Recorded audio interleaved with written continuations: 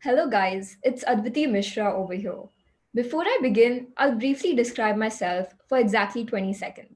I love math, I love physics, I love economics, I love programming, and in the 6th, 7th, and 8th grades, I used to read one 300-page book per week. I have read each and every book of Harry Potter, Percy Jackson, The Hunger Games, Divergent, The Maze Runner, and go ahead and name any other series. Trust me, I have read it. Well, from this description of myself, raise your hand if you imagined my 13-year-old self looking like this. I'm not surprised, because if I were in the audience and a 17-year-old started her talk with math, I would have had the same image in my mind, from the pigtails to the awkward smile and the braces. Now, I always thought of myself as a fairly confident person. However, on seeing this photo, I found myself feeling self conscious because I began thinking about the opinion that the general high school population had of me. Braces? Kind of dorky. Awkward smile? Kind of gawky. Likes math and science? Kind of geeky. I felt as if I lived in a stereotypical high school environment that we only see on television shows, where physical attributes dictate the perception that others have of you. Is your brain automatically trying to figure out which compartment you fall in? Well, don't worry. Doing so is natural, because this has become the state of reality today. Each and every one of us has this compulsive need for compartmentalization in our own minds that we often try to attach labels to others by assigning them fixed characteristics and arriving at hasty generalizations, thus creating stereotypes. According to various studies, biases based on stereotypes is one of the biggest causes of bullying in high school environments, which significantly affects our mental health. I know this from personal experience too, because as you might have guessed, I was viewed by many as a nerd. And although I had quite a few good friends, I found myself feeling slightly marginalized in my high school social hierarchy because of the label I had. I knew that I was not a one dimensional constant, so I made it my life's mission to prove how multifaceted I really was. And it all began over here. This is the playground of my previous high school. Just imagine the Mumbai sun overhead and 40 odd sweaty teenagers. And this is the environment in my PT class whenever selections for annual sports day were held. The athletes, of course, watched what they ate, donned their running gear, and performed a set of heavy exercises constituting a so called warm up. They stretched their legs, their arms, their backs, their wrists, while the nerds looked for every opportunity to run at the end so that we could run with no one around to see us. I'm sure you're familiar with this environment in your high school as well. Since this was my last sports day at my previous high school, I thought to myself, what's the harm in participating in the 800-meter run? Just for some context, in my school, participating in this run was not mandatory, but I was determined to do so. And so, I stood with 6 other girls at the starting line, and as soon as my teacher blew the whistle, I began running. My scientifically inclined mind thought to myself, okay, Adviti, you have 800 meters to run. You should target 4 minutes.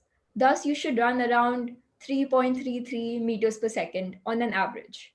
Okay, doable, I said to myself. But as I began running, my legs started aching. The rubber band of one of my pigtails had fallen off. I couldn't breathe. I couldn't see ahead because my vision was getting blurred, and I felt like giving up. The number of goals running had fallen to 5, and then 4, and then 3, and then 2, and then 1. But my friends kept cheering me on. And I felt this need to prove myself to someone, or rather to myself.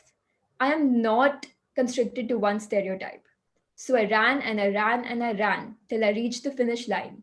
And I almost puked because I had exerted my body without any training.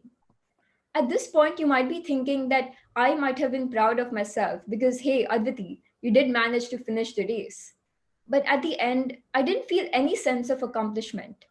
I thought I would have felt better because I had proved to others and to myself that I was not a one dimensional constant, but I felt normal, as if nothing had really happened. Although a few people did congratulate me. When I came home and told my father, who is a very passionate runner, about my impulsive decision to sprint 800 meters.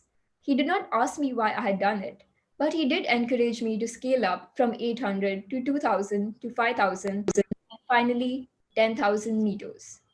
So I trained and I trained and I trained. I watched what I ate, I donned my running gear, and performed a set of heavy exercises constituting a so called warm up. I stretched my legs, my arms, my back, my wrists, and I didn't look for any opportunity to run at the end so that no one saw me. I was happy. I was not constricted to my previous stereotype. I was an athlete too. When my father was satisfied that I had trained enough, he and I registered for the IIT Bombay 10-kilometer run. But when I woke up at 4 a.m. and went to the ground, I was in for a big surprise. At the starting line, I saw people of all genders, all religions, all builds, and all ages standing with a determined look in their eyes. They all stretched their legs, their arms, their backs, and their wrists together. And as soon as the organizer blew the whistle, we began running. When my legs started aching, I saw a person limping onwards. When I found myself slowing down, I heard an old female runner encourage me. When I found myself panting, a few middle aged volunteers gave me an energy drink. When I found myself wanting to give up, I felt all my fellow runners running alongside me, giving their full support. It was at that moment when I realized that I had been drawing strength from their diversity. I realized that what brought all of us together was a passion that we had discovered. But then, when I had this moment of realization, I heard this alarm constantly buzz in my ears. When I looked around, I saw an ambulance whiz past me because apparently someone a kilometer ahead had suffered from a heart attack. The next day, when I read the newspaper and saw the picture of the man, I vaguely remembered that maybe he was the one who kept encouraging me to go on. Even though I did not know him personally, I felt the sense of loss. It was then when I realized that if I felt self conscious on being stereotyped as a nerd, then he surely might have been self conscious on being implicitly stereotyped at first glance. But this did not really stop him from wanting to finish the run and wanting to achieve his time target. People who don't even know me have associated with me. As my favorite artist, Taylor Swift, says, "You are not the opinion of someone who doesn't know you." I'll repeat this once more. You are not the opinion of someone who doesn't know you. I always thought that the challenge I was trying to rise up to was the challenge of fighting against others compartmentalizing me as a node. However, on some more introspection, I realized that the real challenge that I faced was a fixed mindset of sorts that I possessed, which led me to believe that others' opinions and not my personal abilities dictated the type of person I was.